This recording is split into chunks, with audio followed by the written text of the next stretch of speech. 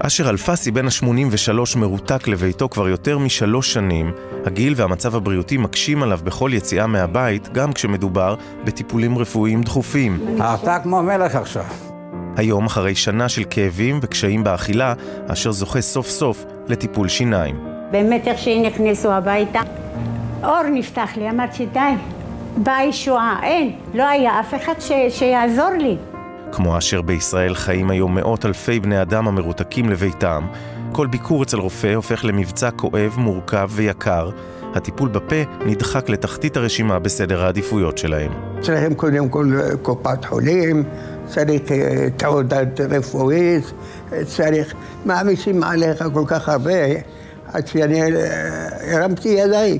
האנשים שלא יכלו להגיע לטיפול שיניים למקום מסודר, הבעיה שלהם הייתה הזנחה, אנשים לא קיבלו טיפול. 20 שנה אני לא טיפלתי בשיניים. 66 שנים לא ראו רופא שיניים. סבלו כאבים, סבלו מזיהומים, סבלו מדימומים, סבלו מאי-נוחות, סבלו מחוסר אפשרות לאכול, סבלו מהתבודדות למעשה חברתית, כי התביישו להופיע. מדובר על קשישים מתפקדים, עם משפחות, עם נכדים, שיכולים ליהנות מאיכות חיים. המציאות הקשה הזאת מוכרת היטב לפרופסור עדי גרפונקל, המנהל לשעבר של המחלקה לרפואת הפה בבית החולים הדסה עין כרם, ולדוקטור דורון חיים, מנהל היחידה לרפואת שיניים בבית החולים אסף הרופא. לי היה ברור שאם החולה לא מגיע לבית החולים, המטפל צריך להגיע אל החולה.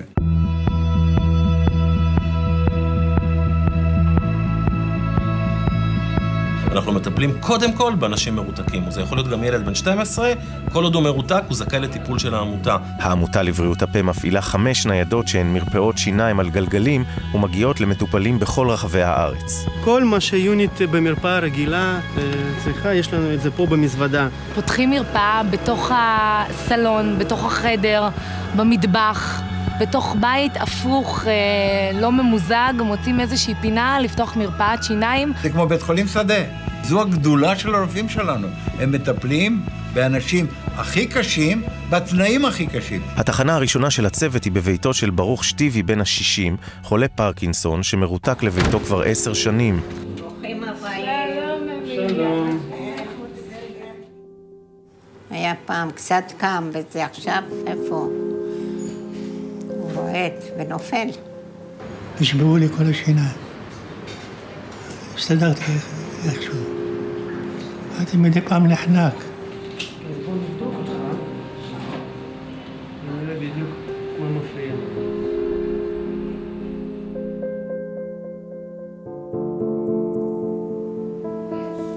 נו, הנה החיוך שחיכינו לו. הרבה זמן.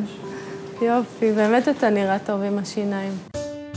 התחנה הבאה של צוות הניידת היא בבית האבות הבולגרי בראשון לציון.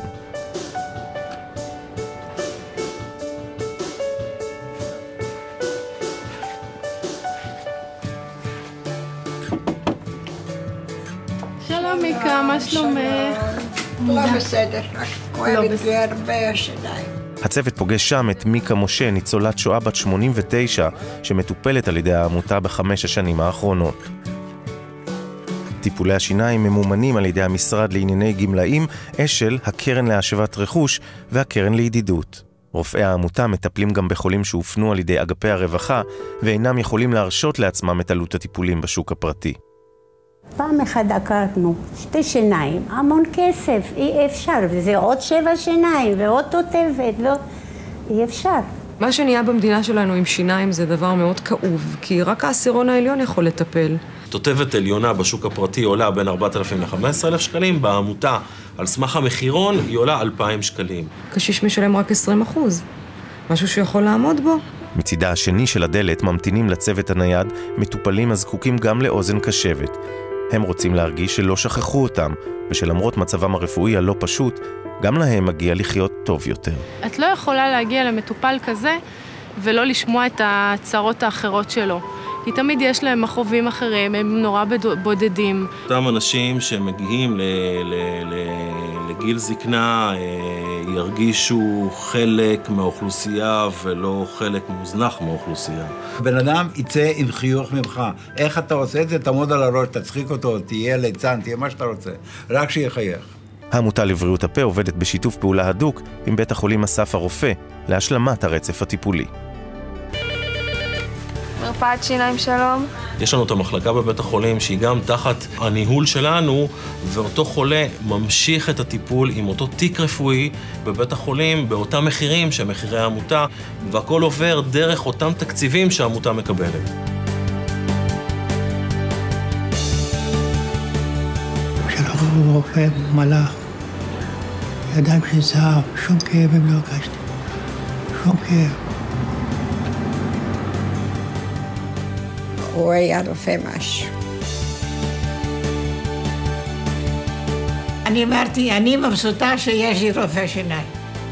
משהו, אין מילים.